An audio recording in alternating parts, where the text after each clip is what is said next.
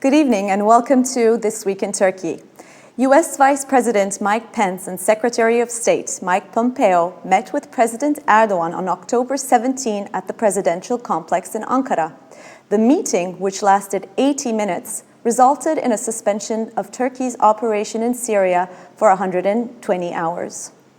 After the meeting, U.S. Vice President Mike Pence and Secretary of State Mike Pompeo have held a statement for the press at the U.S. Embassy, where Mike Pence stated Turkey's Operation Peace Spring will pause for 120 hours and added that within this period, the U.S. will facilitate the withdrawal of the YPG from the safe zone and the operation will stop after that.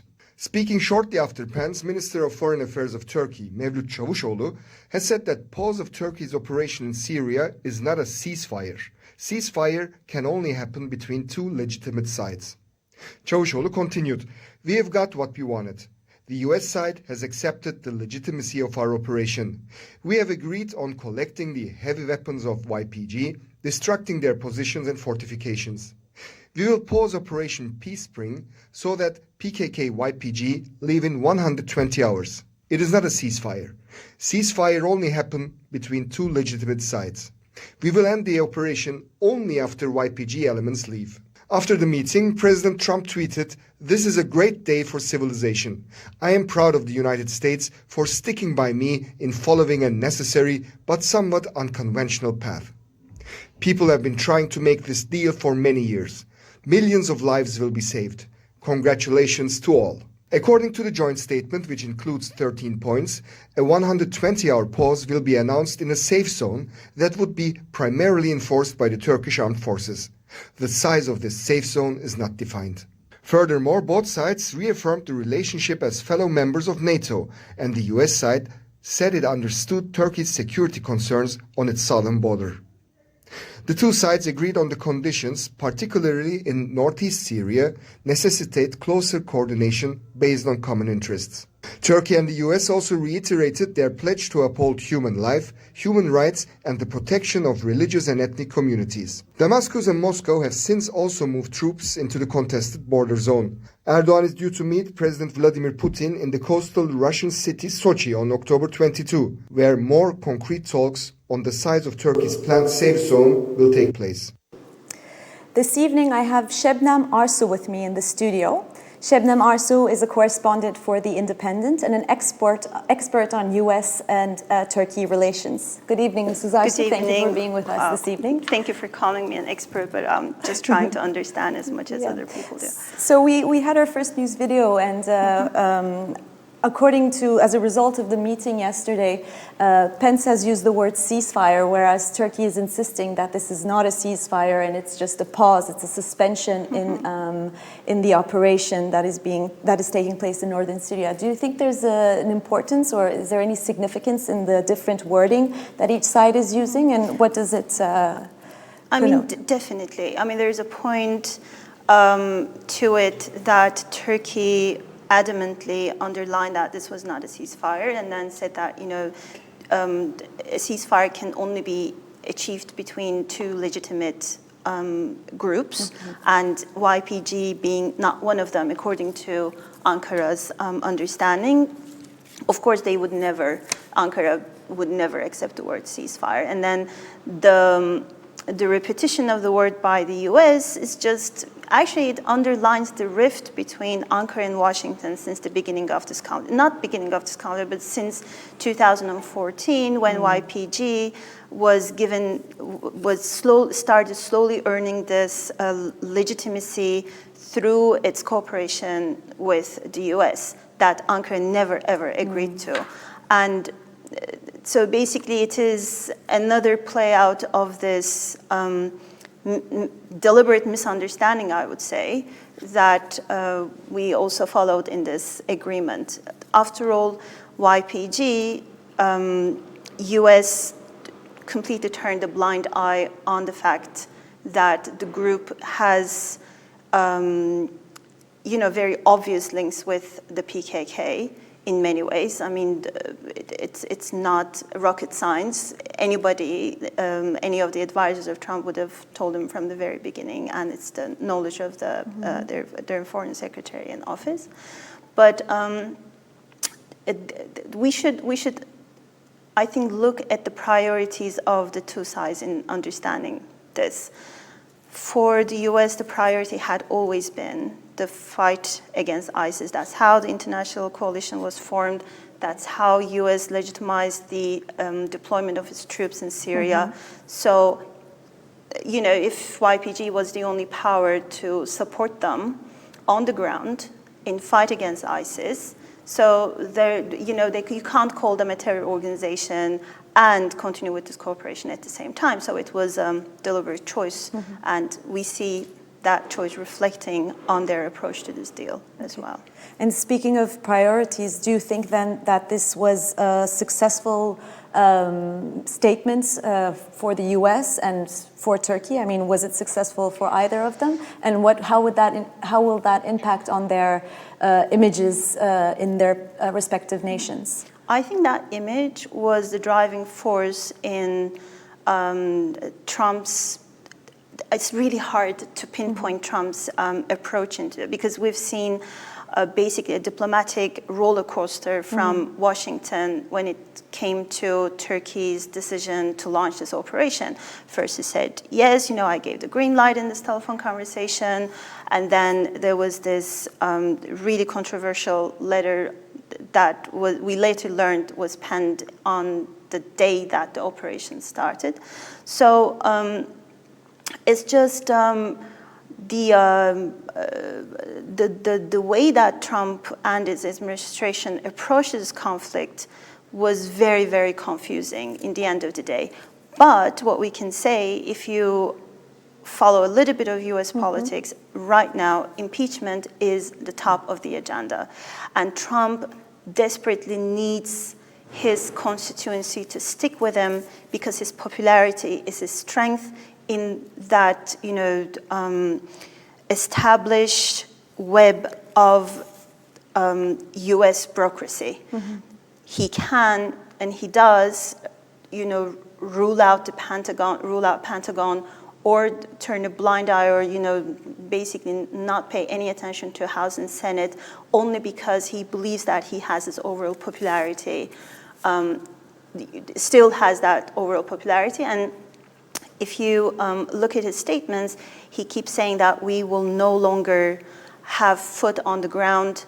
I'm going to bring my soldiers back home, and we're not going to, shed any U.S. blood on the Syrian ground. And that was the promise that he made during his presidential campaign. Remember, he said, our interests are the priority.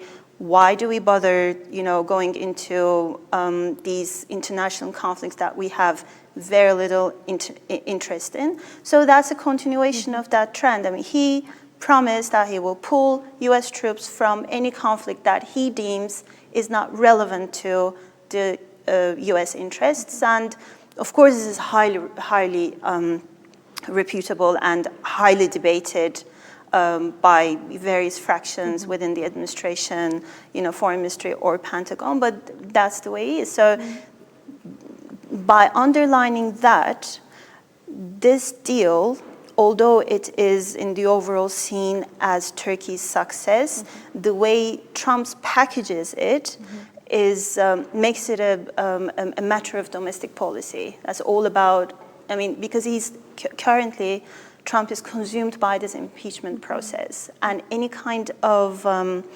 positive outlook that he can present to his constituency would be a strength for him in this ordeal. And what do you think, will it impact President Erdogan's image? I mean, the Turkish media has framed it as a success. Do you believe that? Absolutely, I do agree, absolutely. I mean, even at time of even before this deal was signed, when U.S.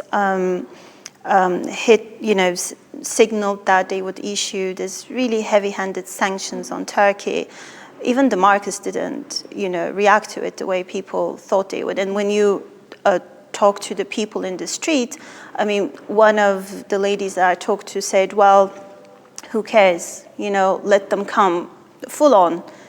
You know, it's just because these are the times that the security and the continuity of the nation, as President Erdogan is, officials put, becomes the priority in people's lives. His economy is the second, and for many people, still that's the leading. But nationalism had always been a unifying element in diverse political fractions in Turkey, and of course, Erdogan is going to enjoy the outcome, the success out of this deal, because on the paper, it still is questionable how these promises would be delivered. We do not know how Kurds would be actually physically, in which fashion they'll be withdrawing from this position, where they're going to leave their arms and where they're going to be relocated. All these are, blurry issues that we still do not know. But the fact that US had committed to the safe zone that Ankara has been demanding since a very, very long time is a huge success, and they've done it in a couple of days. So, and with the least casualties, according to military experts. So, it's a really good win for Ankara, and I'm sure they're going to benefit that in party popularity too.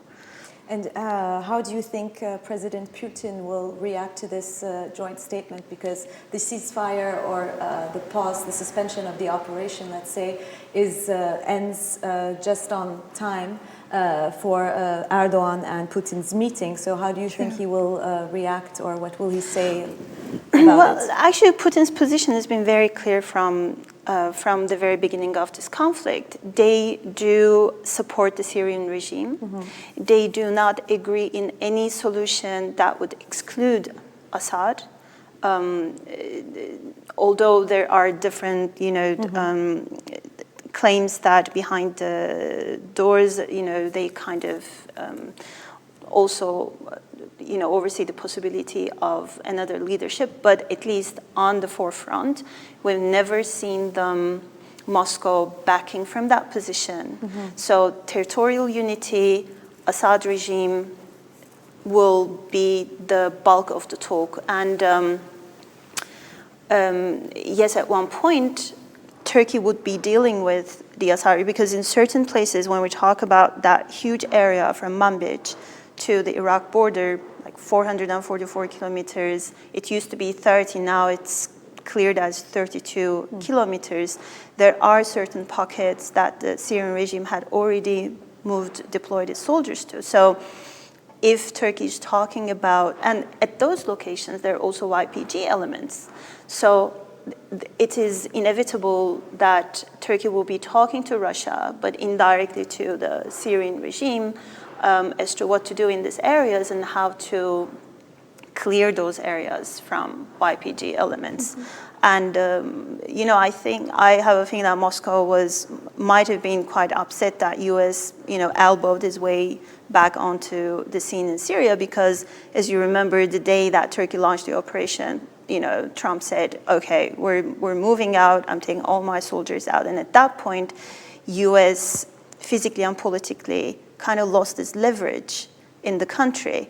And I just read a memo by one of the reporters that were on the flight of the U.S. delegation back to Washington, and there James Jeffrey actually made it very clear that it was better to be in any form than being left out of the picture in Syria, and that's what U.S. did. And how would Moscow will react to it? I think we will have a better idea after Erdogan meets Putin. Mm-hmm. Thank you, Mrs. Arsu, for your evaluation. We will continue with questions with Mrs. Arsu, but first our next news video. Trish Regan from Fox News has reported that U.S. President Donald Trump sent a letter to President Recep Tayyip Erdogan on October 9 when the Operation Peace Spring was launched. In the first letter shared by Regan on social media and confirmed by the White House later on, Trump told President Erdogan History will look upon you favorably if you get this done the right and humane way. It will look upon you forever as the devil if good things don't happen. Don't be a tough guy. Don't be a fool. I will call you later. Trump also stated that Syrian Democratic Forces General Mazlum was willing to negotiate with Turkey. General Mazlum is willing to negotiate with you, and he is willing to make concessions that they would never have made in the past. I am confidentially enclosing a copy of his letter to me, just received, Trump said. The release of the letter on October 16 came on the heels of an overwhelming House vote to condemn Trump's troop withdrawal from Syria. Today in the House, we voted 354 to 60 to condemn Trump's actions with regard to Syria, the Democratic Congressman Mike Levin said on Twitter. Also, this letter is an embarrassment to the office. Ankara has ignored the letter, stating that the ongoing Operation Peace Spring already responds to it. The straightest answer to this letter is the Operation Peace Spring, which began on October 9, said a Turkish diplomatic source. So, Mrs. Arsu, how would you evaluate this letter and its timing? I mean, it was sent on October 9, the day the operation began, and it was revealed to have been sent the day the U.S. convoy arrived in Ankara. Do you think, what type of intentions might there be behind it? I mean, clearly, both the U.S. and Ankara held the letter to put on the table at the right time. And Trump, again, in light of the impeachment process, you know, the impeachment threat that he's, facing right now, handing the actual letter to Democrats showed that he's done the right thing. Again, we see the impulse to use that Syria conflict or his actions for domestic win.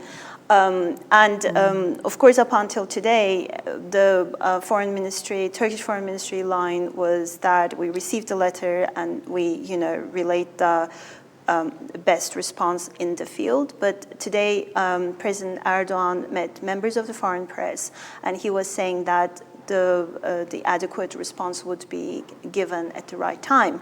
So, meaning that it can't be forgotten, it shouldn't be forgotten. I mean, this is not the kind of letter I would write to my friend. And actually, I remember just reading it early in the morning, and a friend of mine forwarded it to me, and she was like, look at the letter, this is right, Trump. And I said, come on, don't be consumed by social media. This is ridiculous. And how could you possibly believe that this will come out of White House? And I had to apologize later in the day. It was completely out of any code of courtesy, any code of diplomatic decency. But actually it shows the graveness, the seriousness of the diplomatic rift between Washington and Ankara. And when the two countries are now seem to be led by leader-oriented governments, it is, we don't know how President Erdogan is going to respond to it personally, if he ever would have the intention to. Thank you, Mrs. Arsu. I'll have one more question to ask you after our next news video. On October 14, the U.S. imposed sanctions on 2 Turkish ministries and 3 senior government officials over Operation Peace Spring.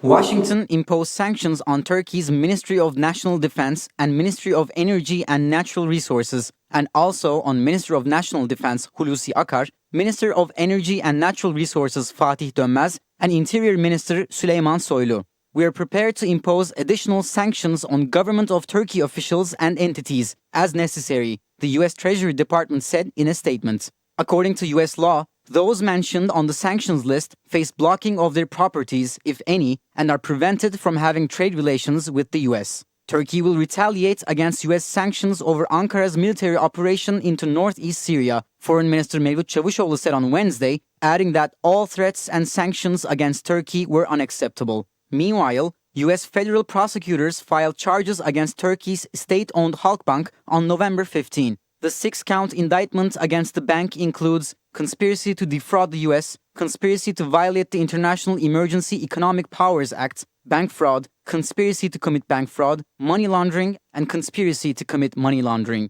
Halkbank has denied any wrongdoing, stating, These were filed as part of the sanctions introduced against our country by the US government in response to Operation Peace-Spring, heroically launched by the Turkish army to secure our borders and establish peace in the region. The statement asserted that the indictment does not include new findings and repeat allegations used during the trial of Hakan Atilla, a former high-level manager at the bank. So the Senate is actually insisting on further sanctions to be imposed on Turkey. How do you think the meeting between Pence and Erdogan will affect that?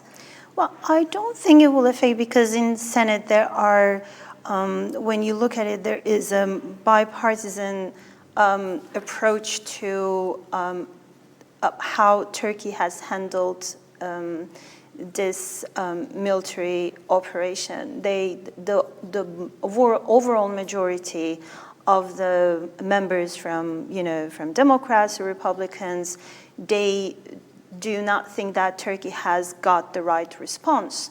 And with this agreement, that adds up. So basically, they're like, okay, not only we haven't put forth a strong reaction, but now we basically gave President Erdogan what he wanted on a silver plate. So it is natural that they would have they will present a strong incentive to put forth certain sanctions. But sanctions, the topic of sanctions is not new. I mean, we still do not know how the purchase of S-400 anti-missile systems would play itself out. The fighter jets F-35s, we don't know. Yes, at that time, all these military issues were coupled with the arrest of Pastor Brunson, and there was a, human level to it, and it was a combination of things. But now, since the administration shook hands, and Trump haven't called Erdogan his best friend, I don't know, we don't know how long that would last. It might change next morning. But for now, I think the members of the Senate, after all, are responsible for their own constituency. They have to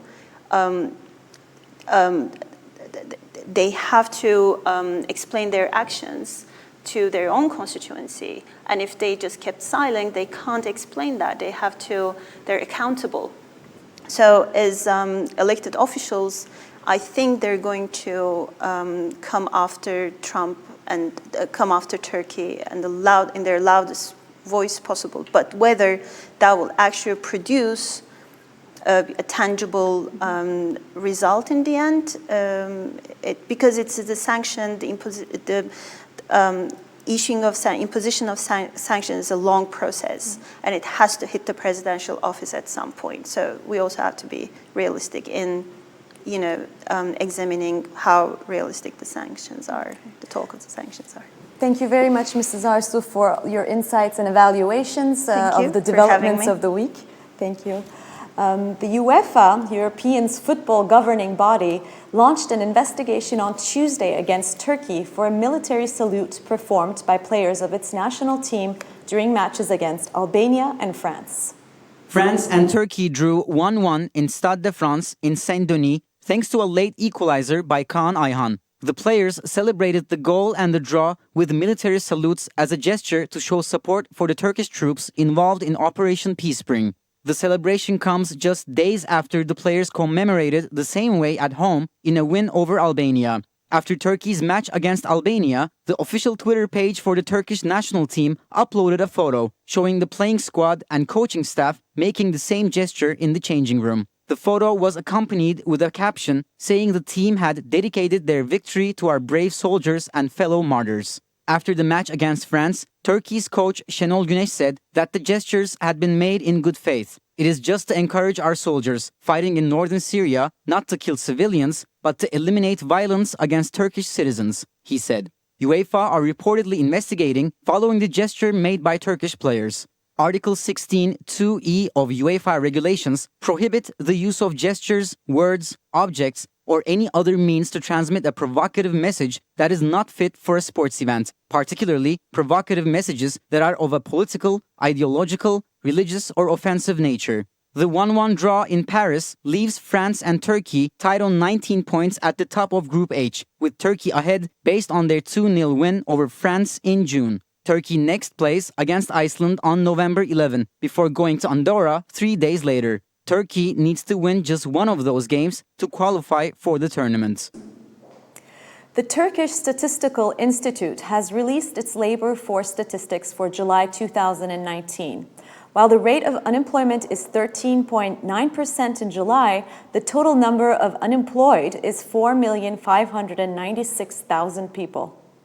The number of unemployed aged 15 years and older has increased by 1,065,000 people in comparison with July 2018 and reached 4,596,000. The rate of unemployment has been measured as 13.9% with a 3.1 percentage point increase, while youth unemployment rate, including people aged 15 to 24, has been 27.1% with 7.2 percentage point increase. The unemployment rate for the ones aged 15 to 64 has occurred as 14.2% with 3.2 percentage point increase. The number of employed people has decreased by 748,000 to 28,517,000 in the period of July 2019, compared with the same period of the previous year. The employment rate has occurred as 46.4% with 1.8 percentage point decrease. The number of agricultural employments has decreased by 130,000 people, and the number of non-agricultural employment has decreased by 618,000 people in this period.